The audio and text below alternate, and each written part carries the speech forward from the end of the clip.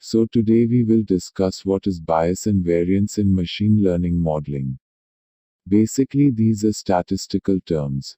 So when we have a machine learning model, we want our model to give good predictions on unknown data set or test data set.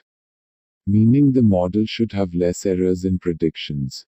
Any model error is made up of three errors. First error is called bias, another is called variance. Third error is called irreducible error as it is noise and it's almost impossible to model white noise. Now consider a situation where you are asked to throw a dart on the dartball. Now what's happening here is that the person's brain is telling how to throw the dart.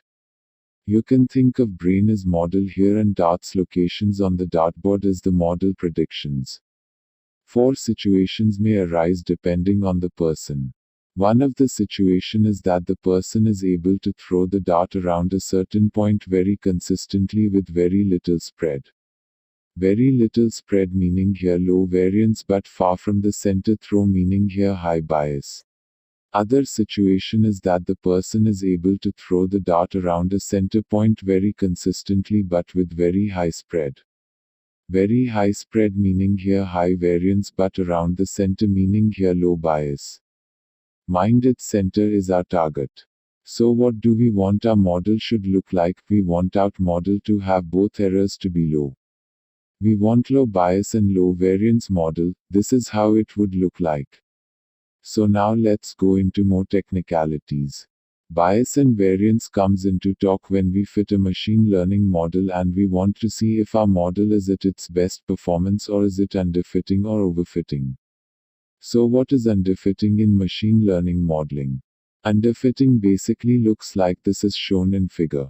What's happening here is we fitted a line or linear model to a somewhat polynomial or quadratic function.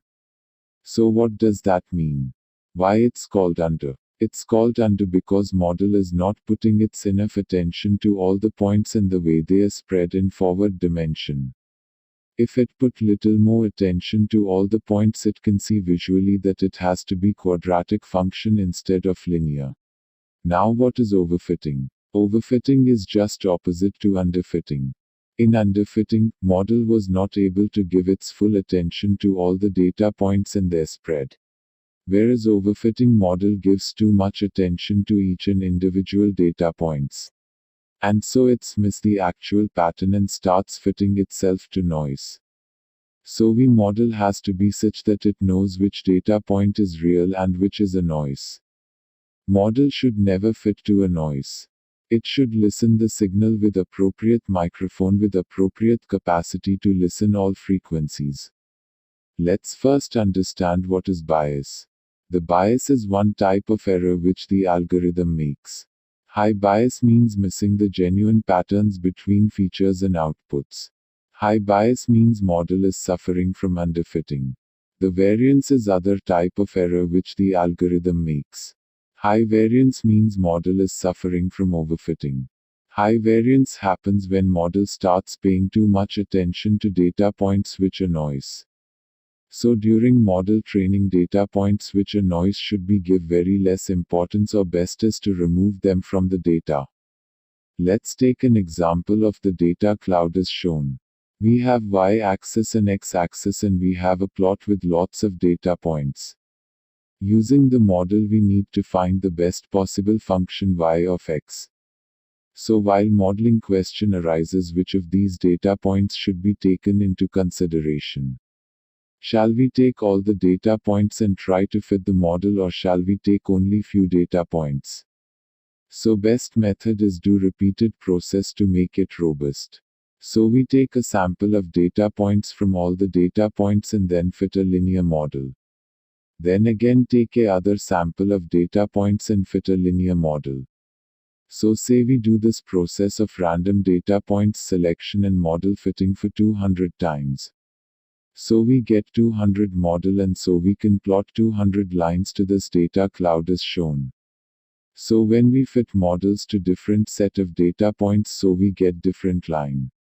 So we won't be getting overlapping line, instead we will get a band of lines with average line in between and lower and upper limits of band will be variance.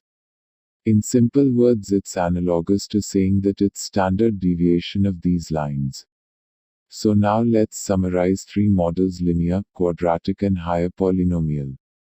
The process is as below as shown. First, data distribution is shown as red data points. Second, in the figure shown there are three columns corresponding to linear models, quadratic models, and cubic models, respectively. A model is trained using 20 data points sampled randomly from the red dots. For each column, this process is repeated 200 times. In the top row, the black line corresponds to the average prediction of the 200 trained models. The green lines correspond to the variance of the predictions of the 200 trained models. The bottom row shows the squared error decomposed into its bias and variance components. The total generalization error of any model is the sum of two errors. One is bias and other is variance. In this example where we are only training on 20 data points at a time, there is a high chance that a cubic model on the right can overfit to the selected 20 data points, or we can say cubic model learns more of noise than the pattern present in the data. As a result, different cubic models, trained on different sets of 20 data points, can fluctuate wildly in their predictions, and hence model suffers from high variance. So it's now very clear that high variance happens because of poor data selection or lesser number of data points selection.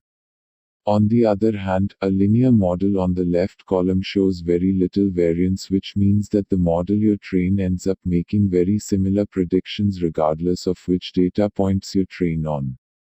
But the linear model can fit the data well because model is underfitting.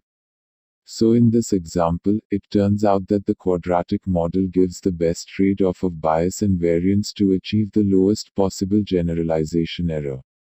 If you train on even fewer data points, then the bias-variance trade-off will shift in favor of linear models, because the variance term will dominate.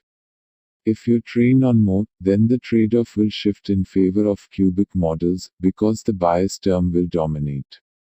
So in this example, it turns out that the quadratic model in the middle gives you the best trade-off of bias and variance to achieve the lowest possible generalization error. So how does bias and variance changes with model complexity, that is from linear to quadratic to polynomial to tree model to random forest and so on? We see that as the model becomes more and more complex, its variance keeps increasing. And as the model becomes more and more simpler, then bias increases. Please share to all passionate people and all data science groups so they can come forward with some ideas for solving future problems. Comment below what ideas hits in your mind for helping the humanity. Once again, thank you, and thanks to all those from whom I have learned this technology.